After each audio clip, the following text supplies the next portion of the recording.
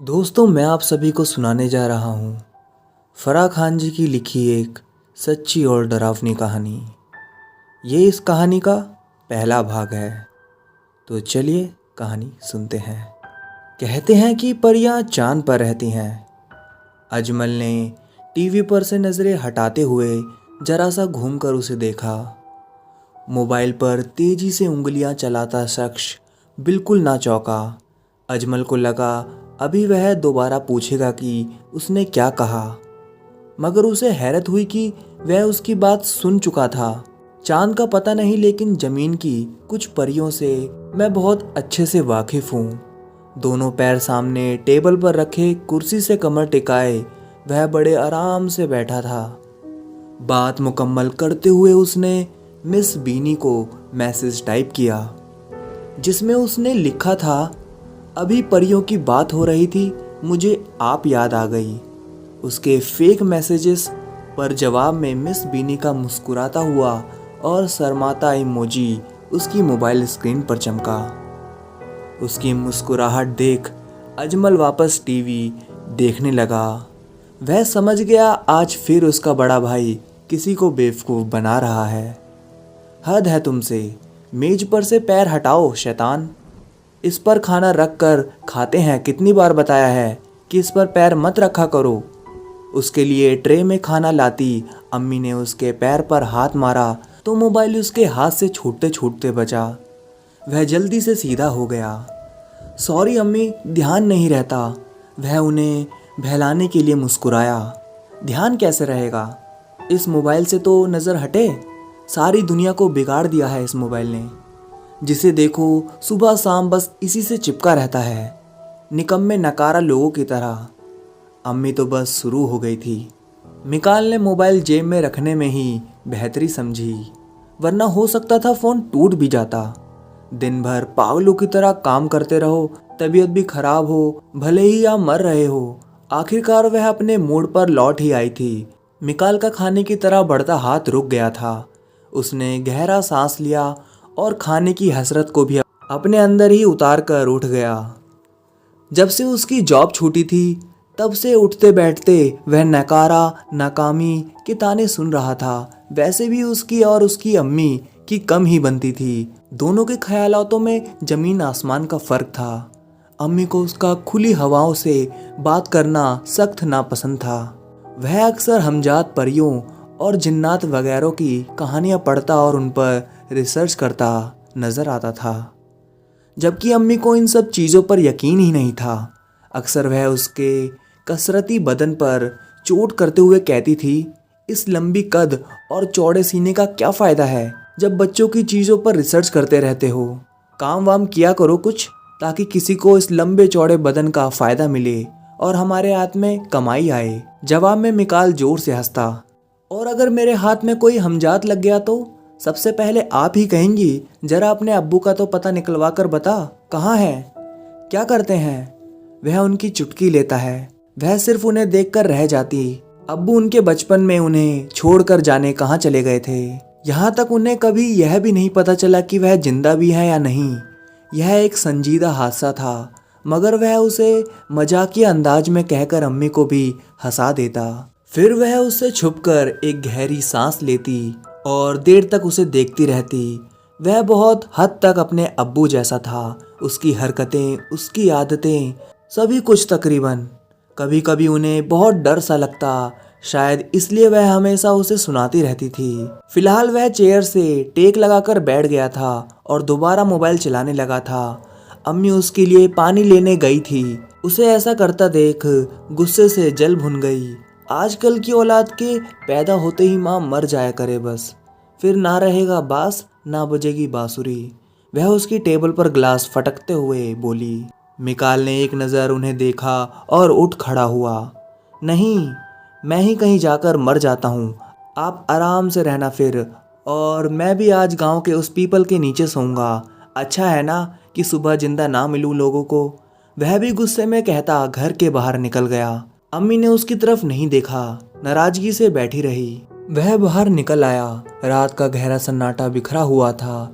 कुछ कुत्ते चौराहे पर ऊँग रहे थे। रात के 10 बजे हुए थे। बचपन से उसने पीपल पर किसी साए के होने की अफवाहें सुनी थी, इसलिए आज भी गांव से सब अंधेरा होते ही घरों में दुबक जाते थे। एक वही था जो रातों का मसीहा बना बिना डरे सारे गांव में कहीं भी घूमता रहता था। कई मर्तबा उसने गांव के कई लोगों को उनके घर तक छोड़ा था, जो शहर से आते हुए खो जाते थे और फिर पीपल के साए के डर की वजह से घिघी बांधे जाते होते थे। उस वक्त उनके साथ साथ चलकर मिकाल उन्हें आराम से घर तक पहुंचने में मदद करता था। हाँ, लेकिन आज तक वह खुद भी पीपल के पास नहीं गया था। इतनी रात में इसका रिस्क लेने का कभी ख्याल तो आता था, लेकिन अम्मी के वादे में बंधा हुआ था। उन्हें पता था वह उल्टी खोपड़ी का है, पीपल पर उससे मिलने जरूर पहुंचेगा। उसे तो वैसे भी ऐसी ही चीज़ों में इंटरेस्ट था, लेकिन आज तो वह अम्मी से भी कह कर आया था और गुस्सा भी ज़्यादा था। वह चलते चलते रुक गया। गुस्से की आग में झुलसा वह बिना इरादा ही वहां पहुंच गया था। बूढ़ा पेड़ जिसकी शाखें नीचे की तरफ लटक रही थी, वहां सिर्फ चांद का हल्का सा उजाला था और गहरे अंधेरे और हल्के उजाले में उस वक्त वह पीपल बहुत अजीब और डरावना सा लग रहा था। मिकाल को तो खैर आज तक डर नहीं लगा था, लेकिन इस वक्त देखने से वाकई किसी को भी दहशत हो जाना लाजमी था। उसकी चौड़ी से मुंडेर पर कुछ चूहे फिर रहे थे। उनकी हल्की हल्की आवाजें भी गहरी खामोशी में तेज लग रही थी। वह शायद कुछ खा रहे थे। उसने वापस पलटने की सोची, फिर चौंका। पीपल की दूसरी तरफ शायद कोई चारपाई बिछी थी। मिकाल घूमकर उस तरफ आया। वाकई वहां पर एक चारपाई थी। उस पर सफेद साफ बिस्तर और एक खूबसूरत तकिया। बिस्तर पर कोई नहीं था, मगर जैसे किसी खास के लिए इंतजाम किया गया था। मिकाल के अंदर कुछ धड़कने लगा। उसने पढ़ा था, हमजात ख्याल रखने में माहिर होते हैं, लेकिन यहाँ वाकई कोई साया था। कोई हमजात, परी या चुड़ैल?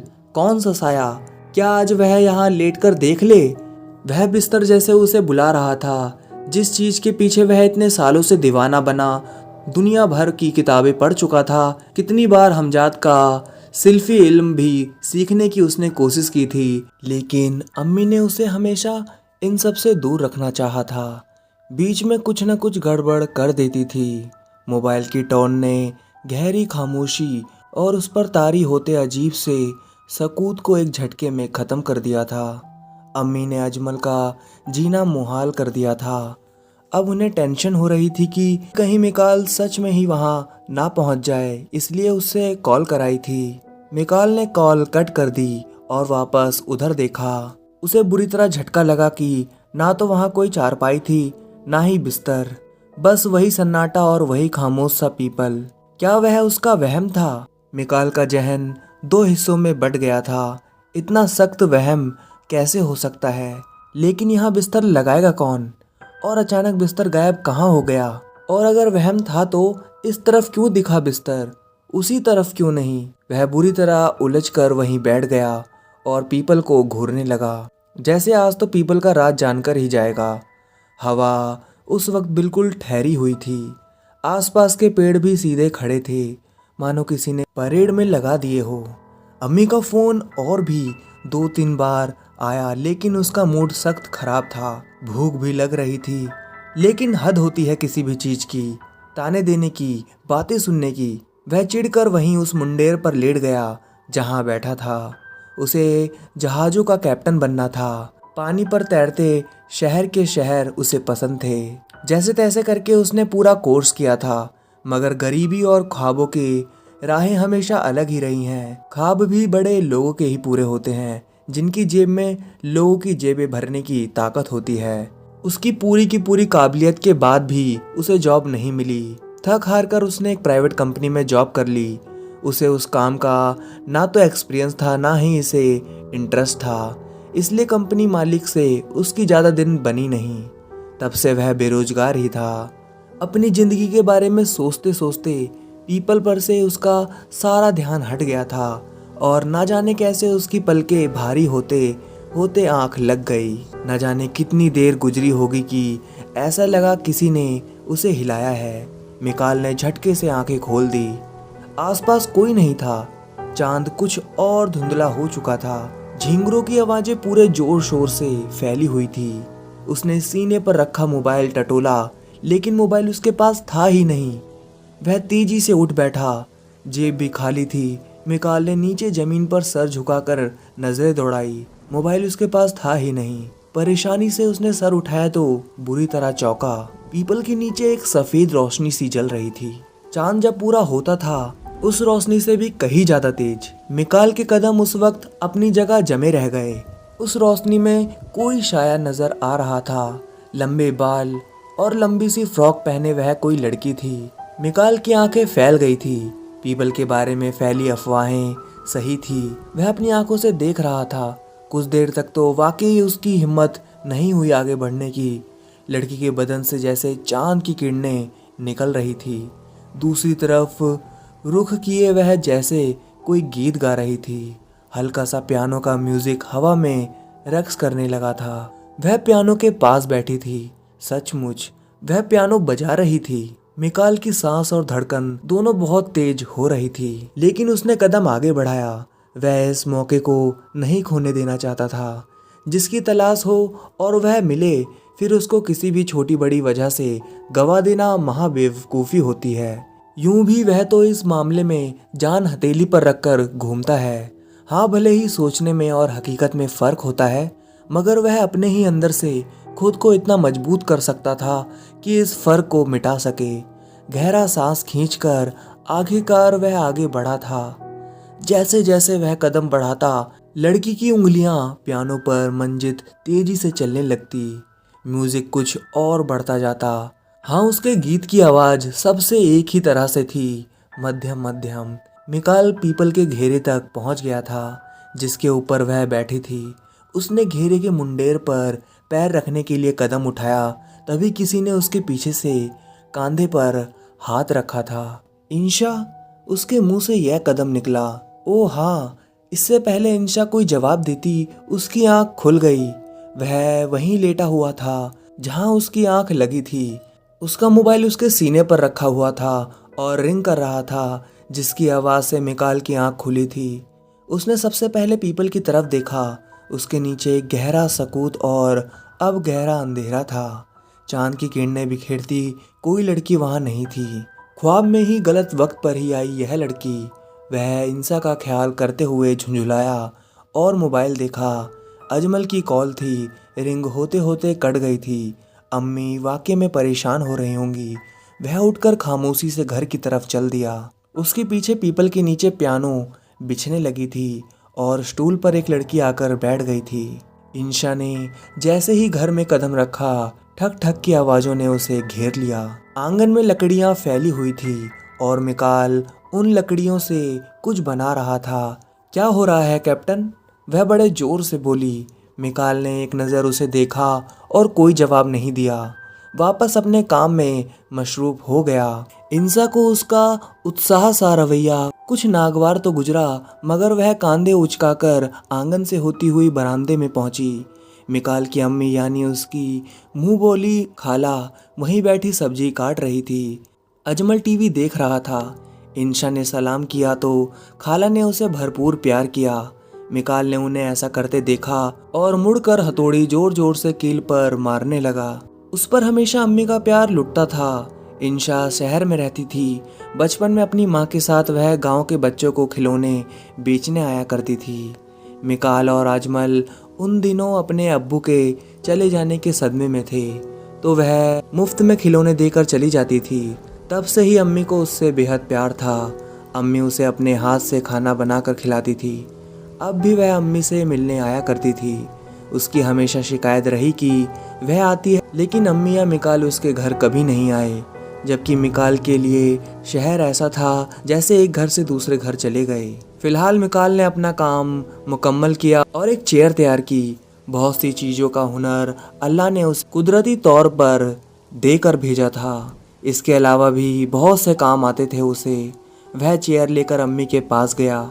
आजकल उनसे सजदे से नमाज पढ़ना मुश्किल हो रहा था, इसलिए उसने यह चेयर बनाई थी।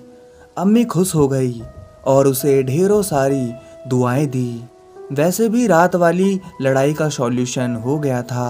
अम्मी के 12 कॉल्स ने उसका मूड ठीक कर दिया था। फिर घर आने पर अम्मी ने उसे अपने हाथों से खाना भी खिलाया था। मिकाल ने पीपल वाली बात उन्हें नहीं बताई थी। वैसे भी वह एक ख्वाब था उसका, और बिस्तर वाला महज वहम। क्या हुआ, नाराज हो? वह वापस आंगन में आकर लकड़ियां समेट रहा था जब इंसा उसके पास चली आई। नहीं, उसने छोटा सा जवाब दिया। फिर इतने उखड़े उखड़े क्यों हो? इंसा ने उसे देखते हुए कहा। तुम हमेशा गलत वक्त पर ही क्यों आती हो? उसने सर उठाकर इंसा को देखा तो वह हंस दी। क्यों? मैंने कौन से गलत वक्त पर आकर तुम्हारी गर्लफ्रेंड को भगा दिया? वह उससे चुटकी लेते हुई बोली। वह उसकी सारी गर्लफ्रेंड से वाकिफ थी और उसकी भंवरे वाली फितरत से भी। हाँ, यह कहना भी गलत नहीं होगा कि लड़कियां भी उसकी दिलकश शख्सियत पर फिदा होती थी, जिसका वह फायदा उठा लेता था, लेकिन सिर्फ अपनी हद में रहकर। गर्लफ्रेंड तो खैर तुमसे डरने से रही, मगर चुड़ैलें तुमसे जरूर डर जाती हैं, तुम्हारे आते ही भाग जाती हैं। वह उसे सर पर चपट लगाते हुए बोला। हाँ, मैं इसलिए तो आती हूँ ताकि तुम्हें किसी से कोई नुकसान ना पहुंचे, उसने भी बड़े बहादुरपन से कहा। मिकाल चौंक कर उसकी तरफ देखने लगा। उसने तो अभी कुछ बताया भी नहीं था, वह कैसे तुक्के लगाने लगी। तुम्हें नहीं पता, लेकिन मैं तुम्हारे लिए लक्की हूँ। वह इठलाई तो वह जोर से हंस दिया। इससे पहले इंसा की खिंचाई करने वाला कोई जुमला अदा करता, किसी ने गेट बजाया। लो, हो सकता है कोई खुशखबरी हो। इंसा ने आंख दबाई। मिकाल उठकर बजाए बाहर जाने के अंदर चला गया। अरे, उसे इस तरह बेगाना होकर जाते देख वह हैरान रह गई।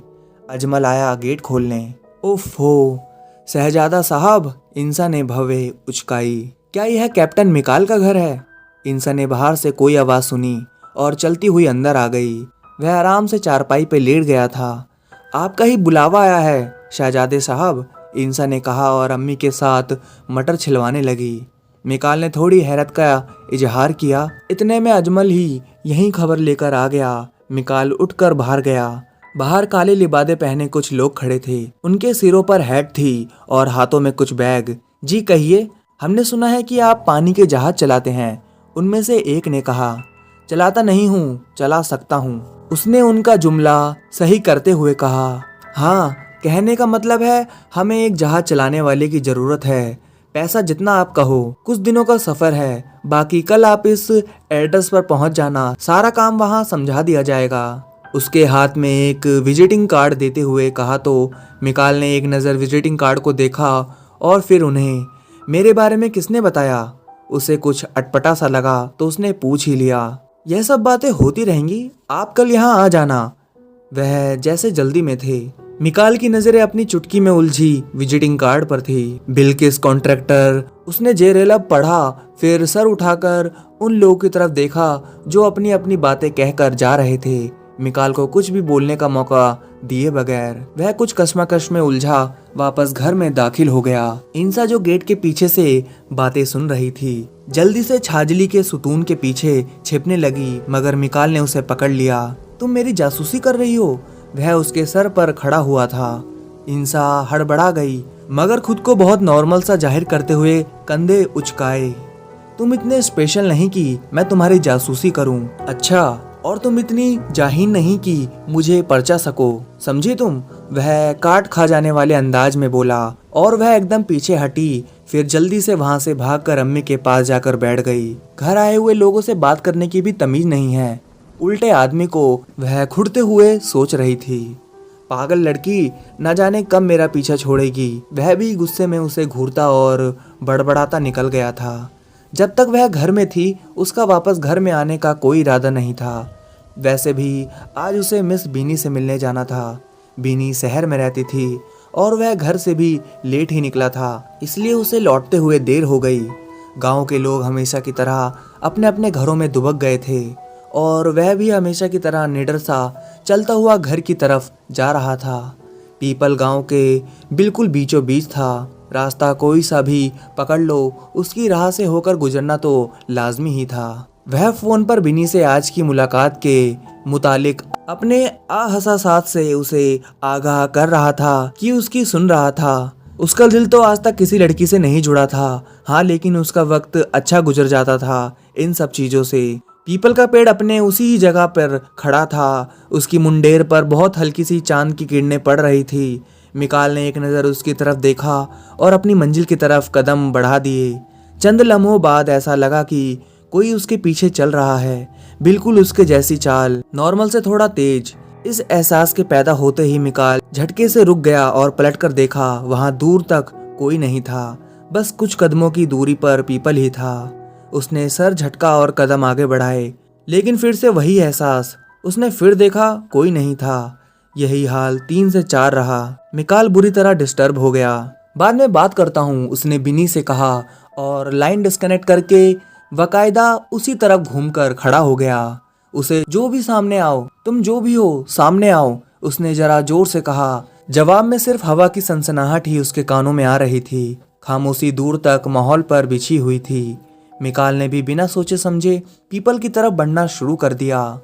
जो एहसास उसे अपने पीछे आने को हो रहा था, अब वही एहसास कुछ इस तरह ढल गया कि कोई बहुत तेजी से वापसी की तरह भाग रहा था। मिकाल से शायद उसे ऐसी उम्मीद नहीं थी। उसके कदमों की रफ्तार बहुत तेज थी और वह जो कोई भी शय थी उसे नजर नहीं आ रही थी, मगर महसूस साफ तौर पर हो रही थी। मिकाल एक झटके में रुक गया। अगर सचमुच कोई है तो सामने आओ। इस वक्त कोई मिकाल को इस तरह बात करते बल्कि हुक्म चलाते देख लेता तो उसे पक्का पागल कर देता। उसके रुकते ही वह अदृश्य ताकत भी ठहर गई थी। तभी पीपल के नीचे की मुंडेर पर रोशनी सी फैली और एक पियानो और स्टूल वहां बिछ गया। मिकाल का ख्वाब उसकी आंखों हैरत से फट गई। उसका ख्वाब जैसे हूबहू पियानो जो चांद की रोशनी में नहाया हुआ था, स्टूल, और फिर वह आने लगी। धीमे धीमे कदम उठाती, लंबे बाल खुले हुए थे जिन्होंने उसके चेहरे का पर्दा किया हुआ था। उसकी सफ़ेद फ्रॉक से रोशनी निकल रही थी, जैसे वह मंजर किसी नूर का मंजर था। मिकाल बेखुद सा हो गया। वह आकर स्टूल पर बैठ गई और पियानो पर उंगलियां रख दी।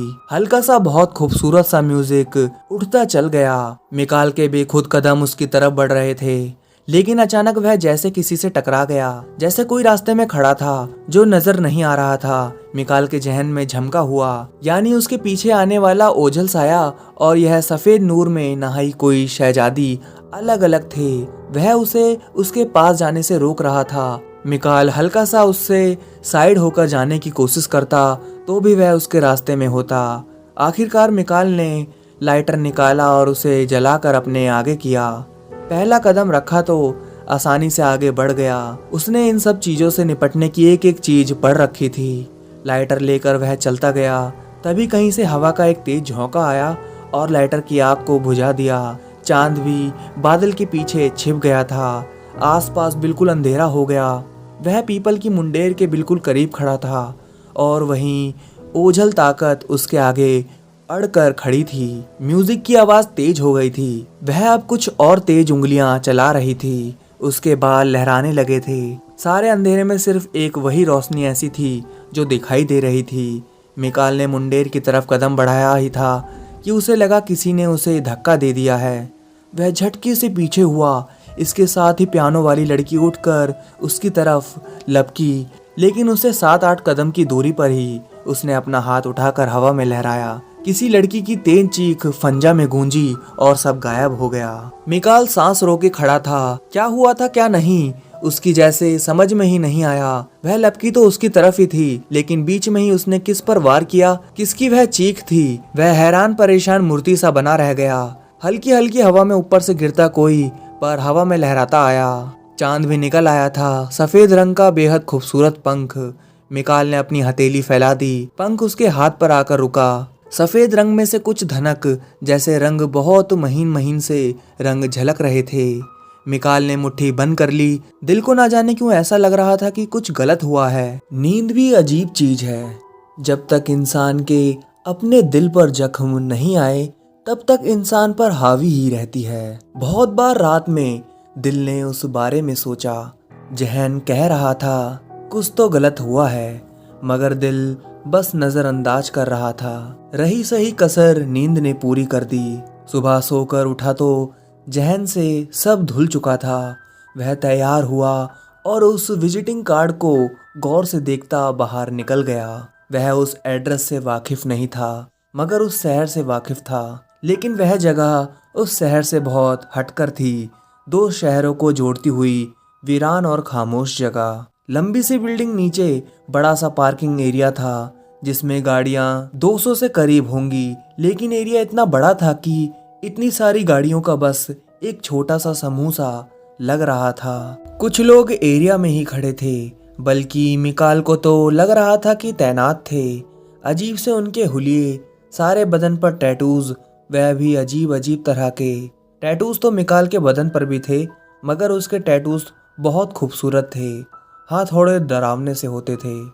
आधे छिपता हुआ चांद और मुंह उठाकर हुक भरता हुआ भेड़िया। अम्मी ने उस दिन उस पर चप्पलों की बरसात कर दी थी जिस दिन उसने यह टैटू बनवाया था। वह दिन याद आते ही उसे हंसी आ गई। अम्मी के साथ गुजरे दिन उस वक्त तो खून खौलते थे, बाद में वही सब याद करके अक्सर हंसी आती थी। वह खुद ही खुद मुस्कुराता बिल्डिंग के अंदरूनी दरवाजे पर आ रुका था। उसके बाहर ही एक लड़की और एक लड़का दरबान की सूरत में खड़े थे। लड़की की लंबाई उस लड़के से थोड़ी कम थी। ऊंची सी पौनी बनाए और कसे हुए कपड़े पहने वह उसे गहरी नजरों से देख रही थी। लड़का भी उसकी तरह ही ऊंचे कद और चौड़े बदन वाला था। उनकी आंखों में एक अजीब सा खिंचाव था। जैसे जैसे वह आगे बढ़ता गया उसे लगने लगा था कि वह किसी गैंगस्टर ग्रुप में आ गया है। सारी लड़कियां बिल्कुल उसी लड़की वाले हुलिये में ही थी। सबके चेहरों पर भवों से लेकर होठों तक में बालियां लटकी हुई थी। सब लड़कों और लड़कियों के बदन पर टैटू थे। उनके दांत देखकर उसे और ज्यादा हैरत हुई थी। उनके दांत बिल्कुल पैने और नुकीले थे, जैसे उनको घिस कर शेप में लाया गया हो, बिल्कुल वैम्पायर वाले शेप में। उनकी आंखें भी उसी तरह तेज और पैनी लग रही थी। उनमें से एक लड़का उसे ऑफिस की तरह बने कैबिन में ले गया। वहाँ 6 लोग मौजूद थे, जिनमें से 2 वह भी थे जो कल उसे यह विजिटिंग कार्ड देने आए थे, जिसकी मदद से आज वह यहाँ पहुंचा था। आ गए आप? उनमें से एक ने उसे देखते ही कहा। बाकी के सब इसे कुछ हैरानी से देख रहे थे। बेहद खूबसूरत कद और मजबूत बाजुओं वाला शख्स, जिसे वह नाम से तो जानते थे मगर देख पहली बार रहे थे। यही है मिकाल असवद। उसने उसका परिचय दिया तो सब सर हिलाने लगे। बैठिए मिकाल सर, पहले आपको सबका इंट्रोडक्शन दे देता हूँ। मैं मतीन हमदानी, यह हमारे बॉस साइमन हैक, यह एमडी जॉन रुबेल और यह को एमडी सेम एल्बर्ट, यह बॉस साइमन की बेटी रैचल और ये मेरे साथी समीर भट्ट। इनसे आप मिल भी चुके हो, यह मेरे साथ आपके घर भी गए थे। वह इस तरह सबका तारुफ उसे दे रहा था मानो खुद को मिकाल बहुत वक्त से जानता हो। खैर, उसने भी सबसे हेलो का जवाब हेलो से दिया। सब उसे ऊपर से नीचे तक निहारे जा रहे थे। मिकाल को तो उनके हुलियों ने हैरान परेशान किया हुआ था। वैम्पायर की शक्ल बनाए यह लोग कौन थे? उससे उन्हें क्या काम हो सकता है? कहीं वह किसी झोल में तो नहीं फंसने वाला है? उसने आकर गलती तो नहीं कर दी? न जाने कितने सवाल थे जो उसके जहन में गोल गोल घूम रहे थे। कैप्टन मिकाल असवद, रेचल ने बात की शुरुआत की। मैं कोई कैप्टन नहीं हूँ। सबसे पहले बता दूं, मैंने अभी तक अकेले कोई भी जहाज पानी पर नहीं उतारा है, मिकाल ने ठंडे से लहजे में कहा। वह लोग जो कोई भी थे, डरने वालों में से तो वह खुद भी नहीं था। अपनी बहादुरी पर उसे तो पूरा यकीन था, इसलिए वह उनसे कोई भी निब दब कर बात करने से गुरेज ही कर रहा था। कोई बात नहीं, हर चीज की शुरुआत पहली दफा से ही होती है, बॉस ने सिगार सुगलाते हुए कहा। आपको मेरे बारे में किसने बताया और आप लोग मुझसे क्या चाहते हैं? आखिरकार उसने अपना सवाल उनके सामने रखा। उन सब ने एक एक नजर एक दूसरे को देखा और बॉस को बोलने का मौका देते हुए मिकाल पर नजरें टिका दी। हमारे हुलिये तो आपको हैरान कर ही रहे होंगे, असल में हम लोग वैम्पायर हंटर हैं। मिकाल बुरी तरह चौंका। Vampire Hunter? उसने फौरन कहा। यह तो उसके ख्यालो गुमान में भी नहीं था कि कोई ऐसा भी ग्रुप होगा जो उसकी सोच से ही परे निकलेगा। अब उसे थोड़ा इंटरेस्ट पैदा हुआ था। उसके मतलब की बात थी, लेकिन यकीन करना फिर भी इतना आसान नहीं था। वैम्पायर हंटर, वैम्पायर कोई मक्खी या मच्छर या मछली और कोई खरगोश का शिकार नहीं था जिसे वह बड़ी आसानी से कह रहे थे कि वह लोग वैम्पायर्स हंटर हैं। यकीन नहीं आएगा आपको, हमें पता है कि जिस चीज पर सैकड़ों फिल्म्स और सैकड़ों कहानियां गढ़ी जा चुकी हैं, वह दरअसल होते भी हैं। उनकी कहानियां सच्ची हैं। यह आपको तभी यकीन होगा जब आप उन्हें अपनी आंखों से देखेंगे। सैम ने बहुत ही जोर दे देकर हर लफ्ज अदा किया था और फिर रेचल की तरफ देखा। फौरन ही उसके आगे की बात रेचल ने उचक ली थी। और इसके लिए आपको हमारा साथ देना होगा। असल में हमारे 2 साथी उनके कब्जे में हैं और जिस जगह पर वह है वहाँ कोई हवाई जहाज नहीं जा सकता। बस एक ही रास्ता है, पानी का जहाज। और उसके लिए हमारे एक इकलौते ऑप्शन हो आप। इसके अलावा भी बहुत कुछ है जो आपको हम धीरे धीरे बताते रहेंगे।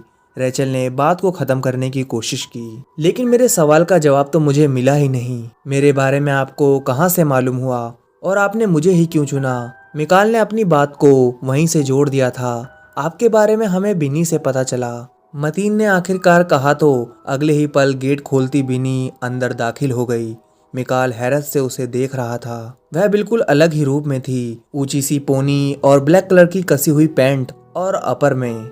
वह मुस्कुराती आंखों से मिकाल को देखती बॉस की चेयर के पास आकर खड़ी हो गई। मिकाल की आंखों में बेहद हैरत चमक रही थी। हाँ, बिनी हमारी ही साथी है, उसे यकीन दिलाने के अंदाज में रेचल ने कहा। तो मिकाल ने झटके से उस पर से नजर हटा ली। वह लड़की उसका बेवकूफ बना रही थी। सही कहती थी इंसा की, जिन लड़कियों से तुम मीठी मीठी बातें बनाकर सोचते हो कि तुम उन्हें बेवकूफ बना रहे हो, असल में वह तुम्हें बेवकूफ बना रही होती हैं। मिकाल चेयर छोड़कर उठ खड़ा हुआ। मेरा आप लोगों से और आपसे कोई मतलब नहीं, इसलिए आप अपने काम के लिए किसी और को ढूंढें। और दूसरी बात, आपकी कहानी में कोई दम नहीं है। उसका मूड ही उखड़ गया था। न जाने कब से वह लोग उसकी जासूसी कर रहे थे, उसके इंटरेस्ट के बारे में जानकारी इकट्ठा करके। अब क्या पता था कि वह उसके साथ कोई झोल करने की तैयारी में हो। वैम्पायर हंटिंग के बहाने बनाकर वह सोच रहे थे शायद कि मिकाल जैसा शार्प माइंड बंदा उसके चंगुल में फंस जाएगा, तो वह ऐसा होने नहीं देगा। उसने टेबल से अपना मोबाइल और बाइक की चाबी उठाई और जाने के लिए पलट गया। मिकाल, बिनी ने वहां से हटकर उसकी तरफ आते हुए उसे रोकने की कोशिश की, लेकिन मिकाल उधर पलटे बिना हाथ उठाकर उसे वहीं रोक दिया। अब तो जन्नत का पैगाम भी लेकर आओगी तो मेरी तरफ से इनकार है। बिनी अपनी जगह खड़ी रह गई। वह कदम उठा था वहां से बाहर निकल गया। आज मूड बहुत ज्यादा खराब हो गया था। बिल्डिंग में एक तरफ लोग दीवारों पर चढ़ने की और रस्सियों पर लटक कर कूदने की प्रैक्टिस कर रहे थे। वह सबको नजरअंदाज करता वहां से चलता चला गया था। रात गहरी हो गई थी, खाना खाए बहुत देर हो गई थी। वह कब से मिकाल का इंतजार कर रही थी। ना जाने आज कहाँ रह गया था। उससे बहुत देर पहले बात हुई थी। उसने कहा तो था कि उसके आने में देर हो जाएगी, लेकिन इतने देर की उन्हें उम्मीद नहीं थी। बार बार उनकी नज़र दरवाजे पर जाती। एक तो गांव में वैसे ही एक लम्हा भी इतना लंबा होता था और ऊपर से उस पीपल की वजह से जल्दी ही खामोशी छा जाती थी। और यह लड़का सारी रात उसी गांव में और कभी गांव के बाहर घूमता फिरता था। उसे जरा भी डर नहीं लगता था, जबकि उनको उसके बारे में सोच सोच कर ही चिंता रहती थी। आखिरकार उनके सीने में माँ का दिल था। जो औलाद खुद का अपना ख्याल नहीं रखता था, माँ उसका सबसे ज़्यादा ख्याल रखती थी। अजमल सो गया था। अब उनकी भी आंखें भारी हो रही थी। किसी ही पल उनकी आंख लग गई। अचानक ऐसा लगा कोई छत से आंगन में कूदा है। झटके से उनकी आंख खुल गई। मिकाल आया है शायद, लेकिन वह छत से क्यों आया है? अम्मी हैरानी से बाहर की तरफ देखने लगी। शायद वह अंदर ही आ रहा था। उसकी आहट वह सुन रही थी। कुछ देर बाद भी वह जब अंदर नहीं आया और कदमों की आहट वैसी ही महसूस होती रही, तो उन्होंने उसे आवाज दे डाली, मिकाल। जवाब में बिल्कुल सन्नाटा उन्हें मिला। वह भी खामोश हो गई। अम्मी चंद लम्हे कुछ हैरानी से उसके जवाब का इंतजार करती रही, फिर उठकर बाहर की तरफ बढ़ गई। चांद सीधा सामने की तरफ था, इसलिए आंगन में जो कोई भी खड़ा था उसका साया सीधा बरामदे में आ रहा था। तो दोस्तों, कहानी अभी बाकी है।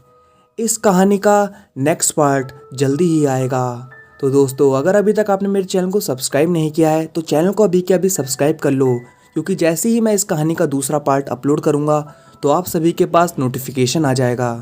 तो मैं आप सभी से मिलता हूँ इस कहानी के अगले भाग में। तब तक के लिए धन्यवाद दोस्तों।